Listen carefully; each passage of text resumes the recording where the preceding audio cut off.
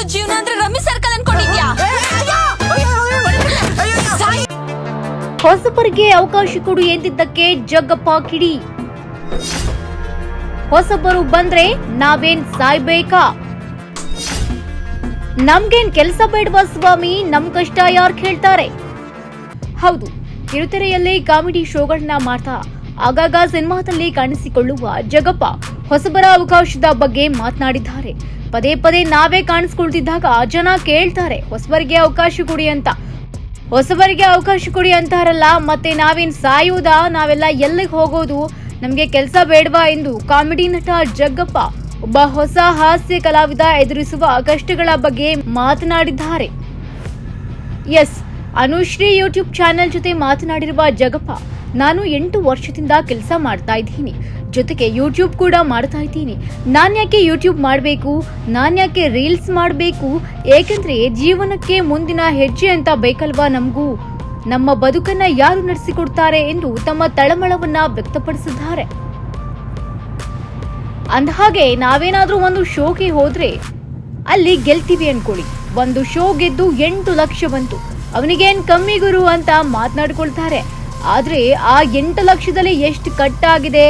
ಸಂಪೂರ್ಣ ಜೀವನ 8 ಲಕ್ಷದಲ್ಲೇ ಕಳೆಯುತ್ತಾ? ಇವರನ್ನ ಯಾಕೆ ಪದೇ ಪದೇ ಹಾಕಿಕೊಳ್ತೀರಾ ಅಂತ ಕೇಳ್ತಾರೆ. ಹಾಗಾದ್ರೆ ಒಂದು ಶೋ ಮಾಡಿದ ಮೇಲೆ ಅವರೆಲ್ಲ ಏನ್ ಸತ್ತೇ ಹೋಗೋದಾ?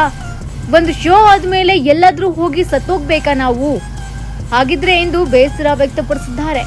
ಇವರನ್ನೇ ಯಾಕೆ ಹಾಕಿಕೊಂಡಿದ್ದೀರಾ ಅಂದವರೇ ಹೊರಗಡೆ ಸಿಕ್ಕಾಗ ಕೆಲ್ಸ ಇಲ್ವಾ ನಿನಗೆ ಅಂತ ಕೇಳ್ತಾರೆ.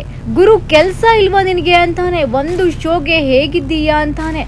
ನಾನು ಅದನ್ನ ಅನುಭವಿಸಿದ್ದೀನಿ, ಹೀಗಾಗಿ ನಾನು ಊರಿಗೆ ಹೋಗುವುದೇ ಬಿಟ್ಟಿದ್ದೆ.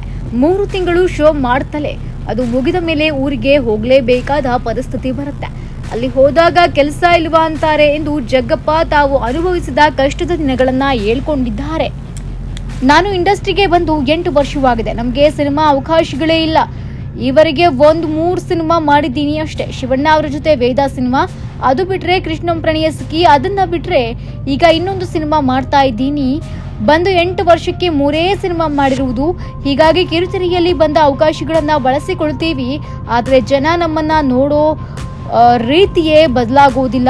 ಸಾಕು, ಹೊಸಬರಿಗೆ ಅವಕಾಶ ಕೊಡಿ ಎಂತಾರೆ ಎಂದು ಜಗ್ಗಪ್ಪ ಬೇಸರ ವ್ಯಕ್ತಪಡಿಸಿದ್ದಾರೆ. ಕಾಮಿಡಿ ನಟ ಬದುಕಬಂಡಿ ಸಾಗಬೇಕು ಅಂದ್ರೆ ಕೈ ತುಂಬಾ ಸಿನಿಮಾ ಇರಬೇಕು, ರಿಯಾಲಿಟಿ ಶೋ ಇರಬೇಕು, ಇಲ್ಲ ನಮ್ಮದೇ ಆದಂತಹ ಸೇವಿಂಗ್ಸ್ ಇರಬೇಕು.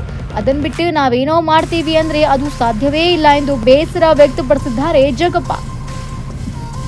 ಈ ಹಿಂದೆ ಯಾರೋ ಕಿಡಿಗೇಡಿಗಳು ಸುಷ್ಮಿತಾ ಜಗ್ಗಪ್ಪ ಡಿವೋರ್ಸ್ ಅಂತ ಗಾಸಿಪ್ ಮಾಡಿದ್ರು.